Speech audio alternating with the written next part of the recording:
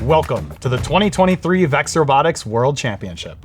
My name is Grant Cox. I'm the chairman of the VEX Robotics Game Design Committee, and I'm here with Tyler McCrary, the VEX World Championship Master of Ceremonies. Hey everyone, Grant and I are here in Dallas, and we can't wait for you to join us in just a few short days. But we wanted to make sure that you come prepared and get the most out of your VEX Worlds experience. This is our third year of doing the remote drivers meeting, and we're hoping it will help give you some time to absorb the information and prepare for the event. First, we're going to cover some team-related information you need to be aware of. We're going to talk about the event agenda, the team check-in process, and some of the fun activities we have planned for teams while there. Teams should also install the VEX VIA app so they can check match results and rankings as they're happening. So because we have all these apps and all the information we need from teams can be entered online, that means we don't actually need to have an in-person team check-in. Check out all the ceremonies that are happening in the Dome. The opening ceremonies will have amazing lights and music and lots of awards to be given out. And the closing ceremonies, where we'll be having overall finals, give away the top awards, and have the game unveiling. But between those ceremonies, swing by the pit area to check out the decorations. We'll have a pit decorating contest going on for fun prizes. But remember, don't expand out of your pit area or take down the draping or poles. The pit signs are yours to keep, and they'll look great in your practice area back home. Due to tightened security measures, each team member will be required to have a badge and lanyard at all times to access the pits, divisions, skills, and arena. These items will be shipped out to the US teams the week of April 10th. International teams will pick up badges and lanyards at Spectator Check-In, located in Hall D. Each team will also receive one free parking pass to the Convention Center Parking Lot E. The pass will be mailed to teams along with their badges and lanyards. Please make sure your preferred address is correct on robotevents.com to ensure timely delivery. Stop by the REC Foundation booth. We've got a lot of fun activities going on this year, and you can participate in the VEX Worlds Passport Challenge and the VEX Worlds Selfie Challenge. These are just a few of the ways you can qualify for daily giveaways. Graduating seniors, you'll have an opportunity to join the REC Foundation Alumni Program during the event. Once you join, you'll receive a graduation keepsake from the REC Foundation. And the Girl-Powered Lounge will be open during designated times during the event.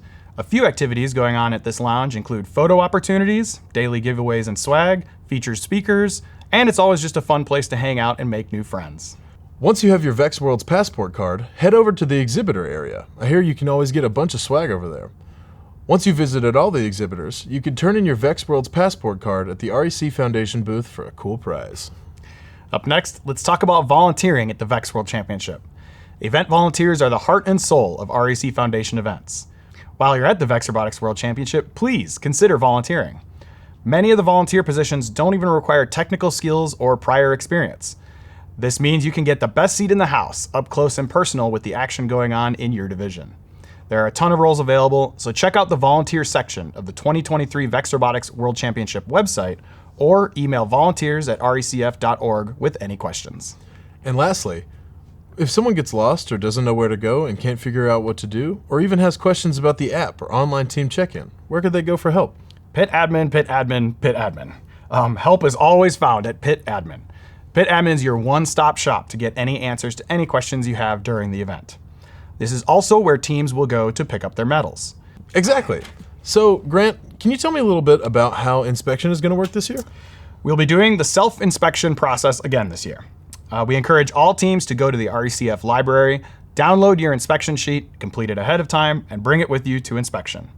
These can be found by going to library.recf.org, selecting the volunteer section, and searching VEX Worlds 2023 inspection. Links can also be found in the April 4th game manual update. If you don't have access to a printer, or forget to bring your inspection sheet, we will have more inspection sheets available for pickup right at the inspection station.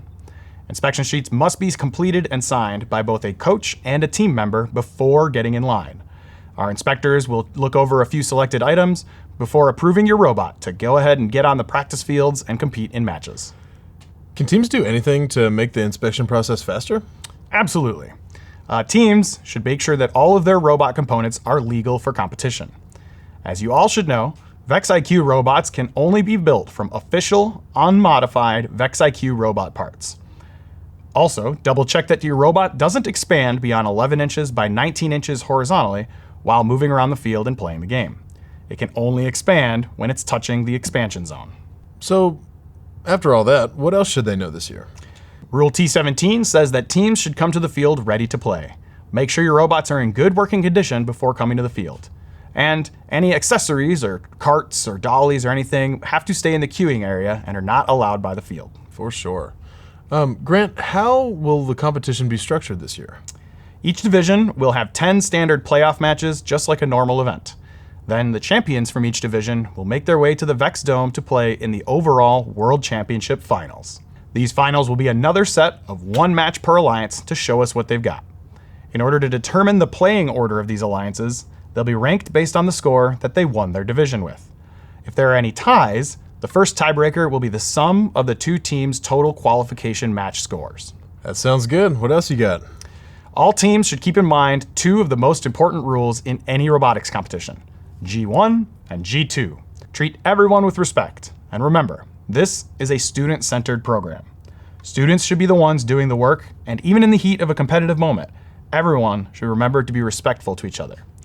Teams should also remember that teamwork matches involve two teams.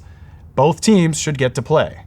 You should never ask an alliance partner to stay out of your way or do only what you want them to do or sit in a corner. So if a team member has a question about a ruling the head referee makes, what should they do? They should follow Rule T3. Per Rule T3, drive team members may appeal a ruling while still in the alliance station. But teams must remember that once the head referee has made an official decision, it will be final. Can a coach, adult, or a mentor approach the head referee and dispute a ruling? No, the intent of T3 and of course G2 is that only team members are the ones discussing rulings with refs. This is a student-centered program, and students must be the ones advocating for themselves. If another team member or adult is needed for translation assistance or to help calm down a stressful student or a student during a stressful situation, they may be a silent observer, but the head referee will be talking to the student, not the adult. Grant, how can teams make sure that the scores entered by the head referee are accurate? Good question. After the match has been scored, the scorekeeper referee will show all teams the score on their scoring tablet. Once teams agree and the score is confirmed, that score is final. There should be no need to ever question whether a score was entered correctly or not, because it's already being checked and done at the field with all team members actively participating in that process. So, I have a whole list of questions here that were pre-submitted by teams who are ready to push this game to its limit. Are you ready for this? I would say so. This is usually my favorite part of the in-person meeting, so let's go. Here we go. Grant, what happens this year if a team only has one driver? Had to start with that one, huh? Per Rule G6, if a team has one driver, they can drive for the first 35 seconds and will have to put down the controller for the remainder of the match.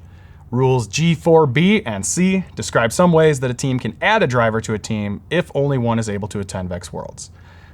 Please, if you do find yourself in this situation, just reach out to your team engagement manager as soon as possible for help. Our robot sometimes crosses the fence when we're playing the game. Is it okay if it happens while we're not putting discs under the fence? No. A robot can only extend over the fence line, which is the black line on the field beneath the fence, if it is contacting one of the expansion zones. The first time it happens without affecting the score, it'll just be a minor violation, which is a warning. The second time it happens, it will become a major violation and a disqualification for the match. What happens if my robot breaks during the match? Can I fix it? Rule G12, everyone's favorite rule. Rule G12 lets you pick up, fix, and reset your robot during a match if it's broken, stuck, or needs help. If you decide to do this, you have to put your controller on the ground before interacting with the robot. Any discs that are being controlled by the robot will get removed from the field, and once you fix the robot, it must go back to a legal starting position and size before you can pick the controller back up. Resetting a robot can take a while, so if there's any way for you to continue playing without resetting it, it's usually the better choice. You're only allowed to interact with the robot if it needs assistance. So using resets as a strategy is not allowed during teamwork or driver skills matches. At our last event, the referee said that our robot was too big while we got discs from the blue dispenser and gave us a DQ. Is this a rule? Yes. As we mentioned before, the first time you get a violation like this without affecting your score, it'll just be a minor violation and a warning. The second time it happens, it will escalate to a major violation and a disqualification for the match. Inspectors at Worlds will try to help teams check their robots for this possibility, but it is, as always, it is the team's responsibility to know and follow the rules of the game. We came up with a new way to empty the yellow dispenser, but our coach says it's not allowed. Is there a way that each type of dispenser has to be emptied? The only rule in the game manual about how discs are removed from dispensers is Rule G11, which says that you can't damage the dispensers and that the purple dispensers have to be spun counterclockwise. So, if you're not damaging the dispenser and you're not violating any other rules, your new way of emptying it should be fine. So, I look forward to seeing what you've come up with. Absolutely. This team asks, do we have to start our driver switch between 35 seconds and 25 seconds or finish it? So, the rules say that the controller has to be handed off during the 10-second period between 35 seconds and 25 seconds on the match clock. That means that this is the only part of the match during which both drivers are allowed to touch the controller simultaneously. So to answer the question explicitly, it's kind of both. It has to start and end during that window. Because the matches are streamed, will the referees be allowed to look at official footage to help with rules calls? No. Referees are never allowed to review photo or video footage of matches when determining scores or rulings, even at Vex Worlds. Last year, the skills lines at Worlds were long. Can we leave a teammate or a coach to hold our place in line while we play a match? Unfortunately, no. If your robot leaves the skills line, you do give up your spot in line, so plan accordingly. What's the right way to fix a robot under Rule G12 when it needs to be paired with a controller? The rule says that we have to put the controller down. It's a good question, actually. If this happens, you can take the robot to the controller and work with them together. When it's fixed, put the controller back down while you put the robot back into a legal starting position and size. Then you can pick up the controller again. In this type of crazy circumstance, just communicate with your head referee, make sure everybody knows what's going on. Will the fields and field elements be new? Good question. We'll be starting Vex IQ Middle School with brand new field elements, so the dispensers, the discs, all that stuff, and we'll swap those out if anything breaks. The fields, so the field tiles and the field perimeters, in the divisions, the dome, skills, and practice areas will be a mix of old and new. We will not be swapping out any field elements or discs between middle school and elementary school. Grant, if our team wins our division, Congratulations. do we have to walk back and forth all the way back to our pits? No. So once division champions are determined, your division managers will escort you down to the dome, where we will have a set of finals pits that are set up to emulate the pits that you had in the convention center. So like a table, chairs, power drop, all that fun stuff. All right. Well, that's about all the questions we have. Grant, what do you think? Yep, this was a great time. I hope it was just as informative for all the teams as it was for you, Tyler. I cannot wait to see you all there. I look forward to it every year. Thank you so much for watching. Be sure to say hello to Grant and me when you see us at the 2023 Vex World Championship. See you there.